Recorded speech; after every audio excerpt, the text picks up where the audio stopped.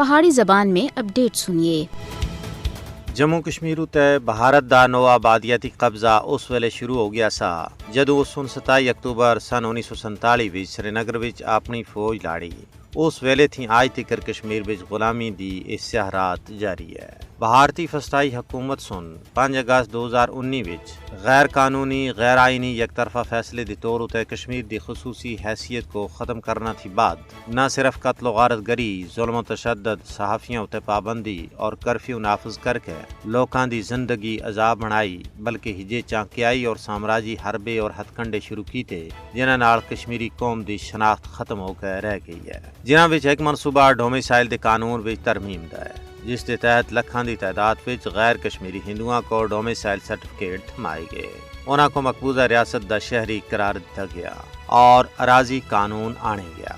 اس قسم کے منصوبے کا مقصد کشمیر دی مسلم اکثریت کو اقلیت میں تبدیل کرنا ہے۔ یہ سارا کھلواڑ اسرائیلی نو آبادیاتی منصوبے دا عکاس ہے۔ جس طرح صہیونی اسرائیل سن غزہ وچ اپنے غیر قانونی بستیاں قائم کر کے فلسطینی شہریوں کو بے گھر کیتا، وہی منصوبہ بھارت کشمیر وچ عمل آ رہا ہے۔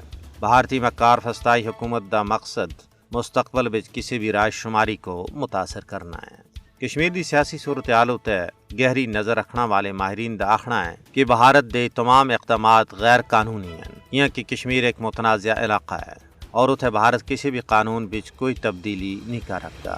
یہ سراسر اقوام متحدہ دی قرارداداں اور بین الاقوامی قوانین دی خلاف ورزی ہے، یہاں کہ کشمیریوں کو اپنی سرزمین اتھے ملازمتاں اور دوئے مواقع تھی محروم کیتا جا رہا ہے، انہاں دی زمیاں دڑا دڑ کھسی جا رہی ہیں۔ یہی وجہ ہے کہ کشمیری عوام بھارت دے ان مضموم منصوبے دے خلاف صف آ رہے ہیں۔ انہاں دا آخنا ہے کہ اساں دی زندگی اور موت دا مسئلہ ہے، اس واسطے اسی کسی بھی صورت وچ ان کشمیریت کش منصوبیاں کو تسلیم کرنا واسطے تیار نہیں ہاں۔